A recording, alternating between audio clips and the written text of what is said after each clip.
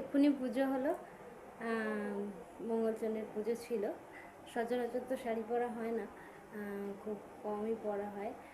কোনো পুজো টুজো থাকলেই বিশেষ করে পরা হয়, বাকি আর তো পরা সেইভাবে হয় না। আমি সেইভাবে শাড়ি পরতে পারিও না, কিন্তু মামাম খুব সুন্দর করে আমাকে পরিয়ে দেয় যখন আমার হয়, কোনো অনুষ্ঠান হয়, পুজো আর্চা হয়।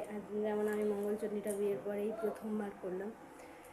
তো মানে আমার বিয়ে হয়েছেই 3 মাস রানিং, ফলত প্রথমবারই তো হবে।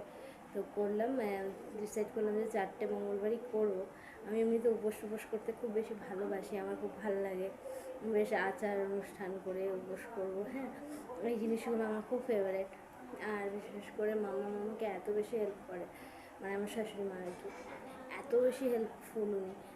মানে যে কোনো কিছুতে আমাকে কিছুর দিকে তাকাতেই হয় না, উনি সবটা করে দেন, মানে জোগাড় জাতি সব কিছু করে দেন। জাস্ট আমি বসি, পুজোটা করি, ব্যস্ত। তো এটা প্রথমবার ছিল, আমার সত্যি খুব খুব ভালো লেগেছে। এইটা তুলে রাখছি, কারণ এই সময়টা পেরিয়ে যাবে, এই মুহূর্তগুলো সব কেটে যাবে, কিন্তু এই ভিডিওটা থেকে যাবে।